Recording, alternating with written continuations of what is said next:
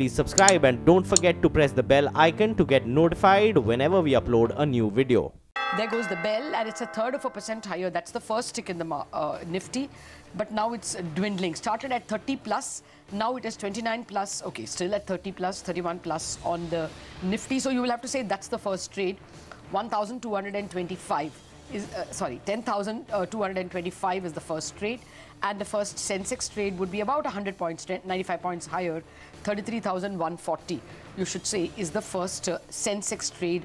The Nifty Bank is marginally lower and the mid cap is marginally higher. That's how the markets have opened, and the Nifty for the moment, that is for the first 1 minute or 2 minutes, has continued to maintain that kind of a gain. It's all global facing stocks that are doing well, commodity stocks basically. So Vedant 1.5, ONGC 1.3, okay, then GAIL, HPCL are also higher. So the lower crude prices is having an impact. And then you've got all these tech and drug stocks. Tech Mahindra, Aurobindo, Dr. Reddy's, Infosys, all in the green, up by less than 1%. You also have the other cyclical stocks like Hero Moto in the green somewhat, and Ambuja Cement. That's about the top 10 list of stocks that are gaining. And in the red terrain, okay, now what's happening? Why are we not getting the red terrain? Well, I think this is stuck over here for the moment. Okay, well, let me just take a couple of these stocks in the red. It's IT. TCS is down about 1.5%. You have IndusInd Bank that's slightly in the red, down about 0.5%. And Maruti Suzuki is just about trading flat with a bit of a negative bias. But let's also tell you what's happening in the broader markets, because the mid-cap index is surging now, 0.5% higher for the index. And the stock of the moment is Oberoi Realty. You should pull that stock up both on price and volume action. Oberoi Realty is up almost about 6% Motilal Oswal has initiated coverage on this stock with a target price of 580, and it's now become a 16,000 crore market cap company, so looking pretty good. The other stock to watch is Pratap Snacks. That one's had a very good earnings, and it's up almost about 6% over there. Tata Communications on the back of that demerger is also looking pretty good. It should show up for you in a bit. You have S-Chand, where Credit Suisse has initiated coverage on S-Chand, so that one is up almost about 3-4%. And some of the other stocks like Manpasand Beverages, where the FI limit has been hiked, you have a move coming in over there as well. So those are the list of big buzzers. Some of these dairy stocks like Prabhat Dairy continue to move with gusto, so up almost about 5-6% over there. But otherwise, you'd have to say it's a flat market. The opening is a 20-point gain on the Nifty. I guess people would not want to take very heavy positions ahead of the event. You know, open is high for now. So I think that presents your setup. You know, the opening take is the high point of the market. So if that's taken out, maybe some short covering. But I think already as we discussed, the first trade would have been too short to see, just in case, yesterday's lows respected or not. But Ashwini, your thoughts on the market move? Now only 20-point gain on the Nifty and about 38 on the Bank Nifty. Well, that's the full toss we got.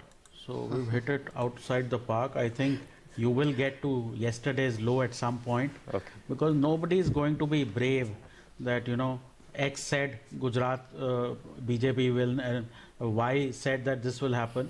So chances are people go subdued into the exit polls, but there will be volatility.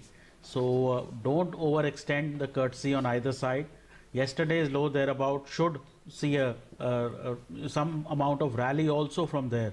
So sideways, range bound, highly volatile, etc. But I think one end of the extreme may have been caught in the morning. Okay, so for now you're short on the Bank Nifty. Yes, short on the Bank Nifty and expected to go at least to yesterday's low. I was going to say congratulations, our Rohit Sharma. You're always scoring triple tons. Okay, Sudarshan, of course you're positionally going long on the market, but any individual stocks now? Yes, I'm going long. I've already started buying 10,200 call options, and we'll be brave, and then if it doesn't go my way, that it doesn't, that's the market. I've explained about IT stocks. Most IT stocks are buying opportunities today. Okay, so one is going to be brave and one is just going to sit on the sidelines. That's interesting. But Ashwini, I wanted your big call of the day. What would that be? See, realty index is up, 1%. So maybe some real estate, mid-cap real estate could do well. But overall, I think the way financials are behaving, all sorts of financials, NBFCs, PSU banks, etc., any financial that's opened higher, just go short there and chances are you'll make money. Okay, by the way, just want to pull out Berger Paints. Some of these paint stocks are doing well because, you know, there's decline on crude from 65 back to 62. So that is helping. Asian Paints yesterday ended at high point. So that's going to be interesting. Mitesh, any stock idea on your list? So I think the only one which I like possibly is Godrej Industries. I think the rest I'm not really keen, and I'm not very enthused by this market opening as well. We said that we'll carry on index short position, so I think we maintain that. And in case the bank Nifty starts dipping below 25,000, 24,950, I think even, you know, add on to your short positions. Okay, the bank Nifty is actually already in the red, 12 points down now, and the Nifty is up only about 9 points. The Sensex up 20 points, the mid-cap index as well. So 24,980, 24,979 right now, 976. So it's clearly not a good opening. Globally also, let's just see the Asian market screen. That's also not looked good. So not except Taiwan and Kospi, everything is low, and exactly. Taiwan and Kospi are clearly exposed to the US tech sector. Yes. So only those indices were in the green when I last checked. I'll just take one final thought from Ashwini. In that case, Ashwini, at what point would you want to book your shorts? Because as you said, things could be volatile both ways. See, around yesterday's low would be a good time, but the bias should be to get short. If you get long, you'll have sudden collapses coming in because you know, the market is not feeling good. Gujarat election or not, I don't think this will suddenly turn and start running towards 10,500. There is something bothering this market, and that probably will be clear post the election. So any sort of rallies you get, the idea should be to get short on them, at least for the day. No, we will keep coming and asking all of you all on the hour, but still, while you say lighten, would you also say cover shorts before the end of day? Naturally. Okay. See, tomorrow will be a big day. I'm not here, I'll miss out. But whichever way, if they win, you know, you'll get big money on the upside. If they lose, you'll get even bigger money on the downside because people are still long up to their necks in this market. Yeah, I know. So I know you won't be Kohli is complaining, sitting out on Ashwini, a key match. Sitting in the Oberoi villas in Dubai, of course, tomorrow on your holiday. So, of course, we'll miss you here, but you have a good holiday. Of course, you're here today. So he won't be here on TV, but I'm sure he'll be trading as well. No, he's not. Oh, I he's think going it's, out on holiday. yeah. Okay. You won't be trading, right, Ashwini, on holiday? Well, I've withdrawn all my money from my trading account so that I don't trade on holiday, because otherwise I end up trading and not doing my holiday. Okay. Okay, have fun, Ashwini, and thanks for joining us. We'll, of course, keep coming back to you for more calls today while you're with us. But let's also get a take from Mitesh before we go to our market master. Mitesh, flat for the moment. Any interesting stocks that you've spotted? So not much. I think, you know, the only one which possibly will be of interest is, as I said, Godrej Industries. That apart, I think PC Jewelers is still showing signs of an up move, and I think keeping a stop at 435. Okay. I think there I could still attempt a long. Yeah, you said Godrej. All right, Sudarshan, Mitesh, Ashwini, thank you very much for staying with us through the pre-market and taking us through the first 5 minutes of market moves, which have been sell into the opening gap kind of market. We opened up 30 points, now we are up 11 points. The Nifty Bank went into the red oh so marginally, but even now it's all very, very, very flat. So clearly everyone wanting to keep their positions light, I guess, ahead of the big event, the exit polls today evening after market hours, and of course the final results on Monday morning. With that backdrop, let's invite our market master for the morning. Pramod Gubbi, Head of Equities at Ambit Capital, joins us. Good morning, Pramod. Good to have you with us. Crucial day for us, for the country as well. You know, we were just discussing with Ashwini, our tech guru. There's something niggling, something bothering this market. How would you look at it? Do you think that there are some lows to come? Are you keeping cash ready to buy at that time?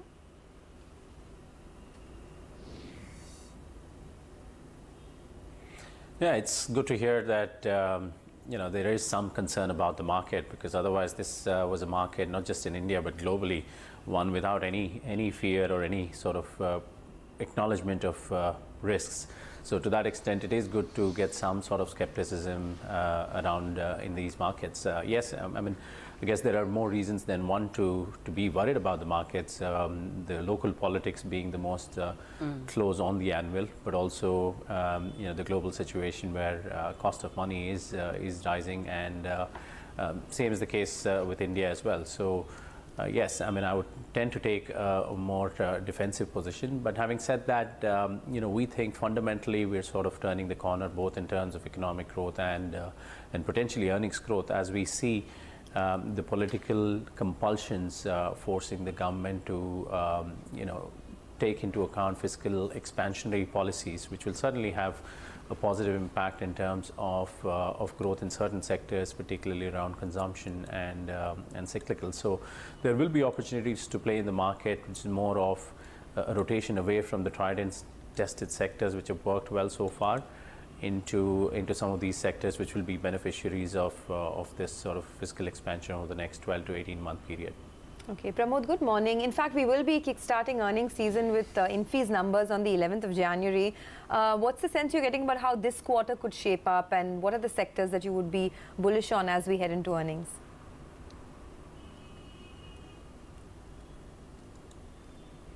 I think this quarter should see a pickup in earnings growth clearly, both from a recovery in the environment perspective, but also given the sort of weak base of the last quarter. So to that extent, we should certainly see the earnings bottoming, perhaps already seen the earnings bottoming out. And in terms of sectors, I think while it's too early for the impact of the rising bond yields to impact some of the wholesale dependent lenders, we might see them still demonstrating decent growth this quarter. The bigger hit maybe will happen in the next coming quarters. But otherwise, in terms of consumption, consumer discretionary, maybe even IT could show some bits of improvement in terms of growth. And yeah, so I guess largely around consumption and tech, you should see some sort of pickup in earnings. Pramod, good morning. Since you spoke about tech, we've seen quite a bit of rally in IT. In fact, Wipro is at 52-week high. The IT index is nearly there. The mid-cap IT has had a big run. Are you buying anything there?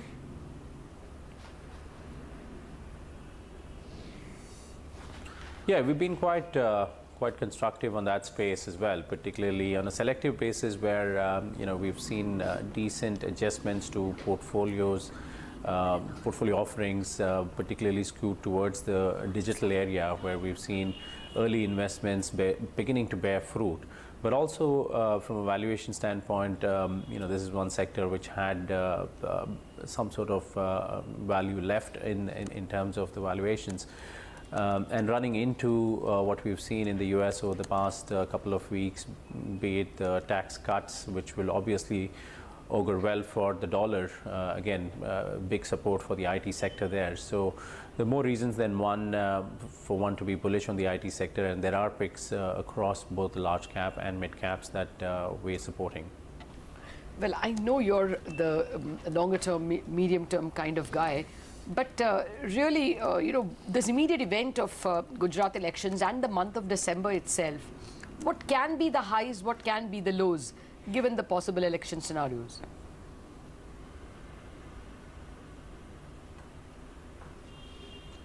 Yeah, I mean, it's always tough to figure this out, but I reckon, given the sort of, environment globally as well, we've seen the rate hike also being battered away very nicely by the Asian market so far and across the world, including the treasury yields in the US sort of softening back. So it's that sort of an environment where I wouldn't expect the reaction to last for too long. Either ways, I think we'll come back to what the market's been doing, which is pretty much ignoring most risks. But fundamentally, I think more from a medium-term standpoint, I think in an adverse reaction, there could be concerns emerging on the stability of these reforms, which have been supported by the market so far, but also potentially on the upside or the positive side in terms of economic indicators. One could construe that there will be more and more fiscal expansionary policies as we head towards the general elections and the plethora of state elections we'll see in between. So I guess the reaction, whatever it is, could be short-lived in my view, and people move on to longer-term view. Okay. Coming back to the sectoral allocation, you know, the one space that has done really well over the last couple of years is this whole NBFC home finance company space. And now we understand that the hardening of the bond yields is unlikely to really impact the cost of funds for many of these companies. We spoke to a couple of them yesterday as well. Is this a space that you would continue to put money into?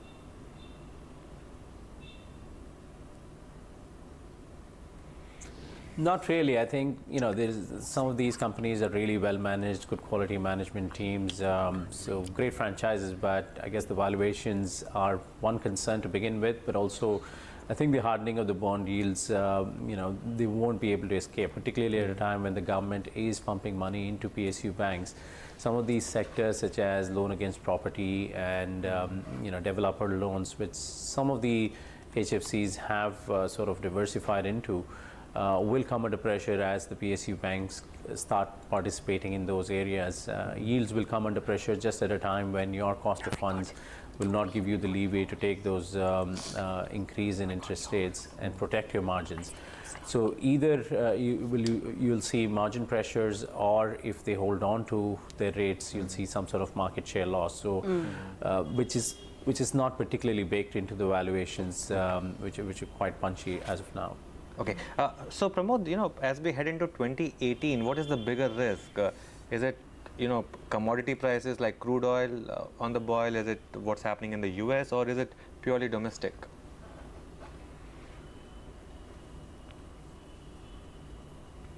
I think the global factors will continue to play into the Indian market as well.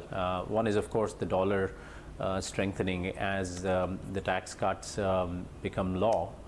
You will see, you know, bond yields in the US rising, and that will attract more money, and the dollar will strengthen, which hasn't been particularly great for emerging market as an asset class.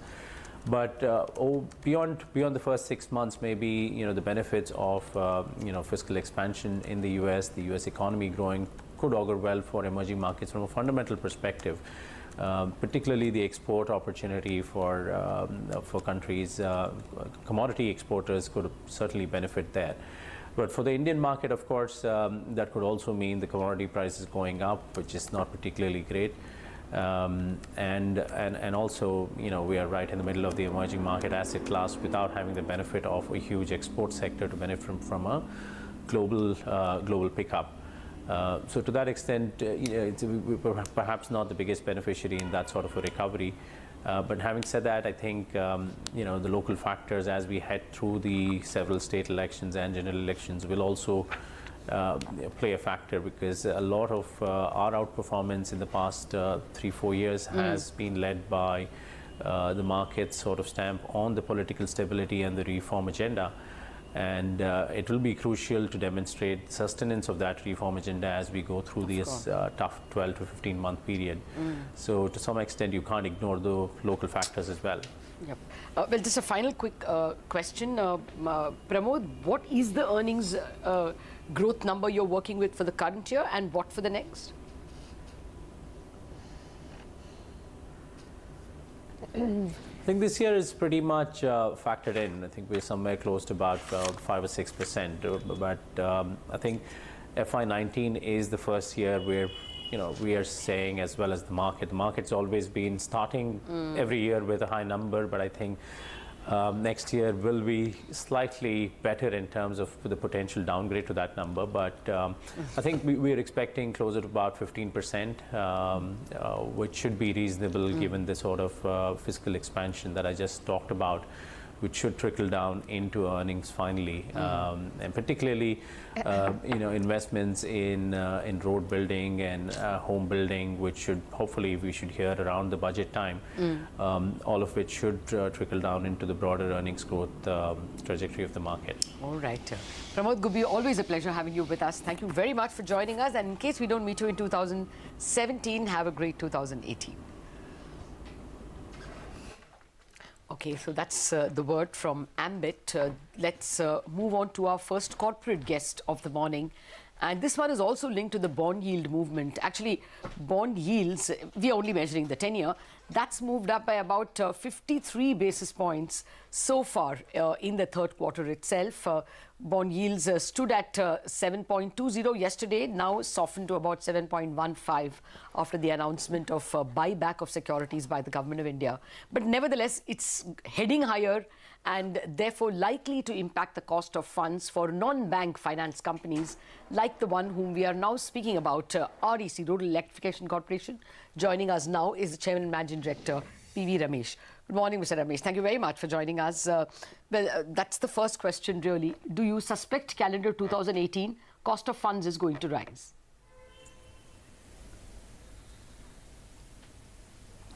Very good morning and thanks for having me with you.